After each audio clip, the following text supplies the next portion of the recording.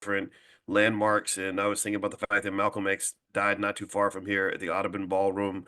I looked at all the different icons, and I just in the hotel I was in, they had, images of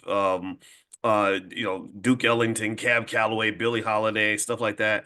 And and what it really made me think about is the fact that one aspect of sovereignty that I think we still have yet to claim, that I'm still hoping we can acquire at some point, which I believe we will, is the ability to really choose our own heroes, to decide who is going to be famous and who isn't, to decide who we're going to admire and who we're not going to admire. Because what's really interesting to me is that you really would have a hard time finding any sort of iconic black figure in entertainment or any other space that wasn't chosen and promoted by a white-owned corporation, right? If there wasn't some corporation out there that decided, hey, or media outlets or whatever it is that decided, hey, we want everybody to know about this guy or this woman, then that person you wouldn't know about them, right? So if you think about your favorite artist, there's typically a record label behind that person that made them famous, right? If you talk about your favorite movie star, well, it's hard to become famous if you're not in some movie that everybody sees. And who's paying for the movie theaters? Who's paying for the distribution of the film?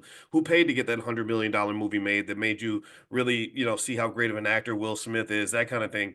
And I don't think this is necessarily bad. It doesn't mean that these people are not talented. It just means that unfortunately, what happens is that you when you give sort of these other individuals the power to become the gods of your community and to decide who you're going to look up to, who you're not going to look up to, who are going to be the heroes, who are going to be the villains, who are we going to know about, and who are we never going to know about, who's going to be blackballed. That's a very dangerous thing. I think that's something worth thinking about. And I was processing that as I was sort of looking at all the iconic figures in Harlem, but then also as I was going to see Dr. George Frazier, and I said to him, I said, I think you're one of the greatest men in the history of this country, and that's without regard to race. And I, and I think that the blacker you are, the more you're committed to the black community, the less likely you are to get that white validation. White people are not here to tell us which black people are going to be the most extraordinary. They're here to tell us which black people they approve of the most, which ones they like the most, which ones they think are okay for us to see. And it doesn't mean that they're all trying to be sinister. I'm not trying to sound overly radical here, but this is really something I think is really important. So at the end of the day, he who has the gold makes the rules. He who pays the bills decides the message. And you always have to ask yourself, who's paying the bills for this? Who's going to shape the message? Who's going to decide who your kids are going to see and who they're not going to see?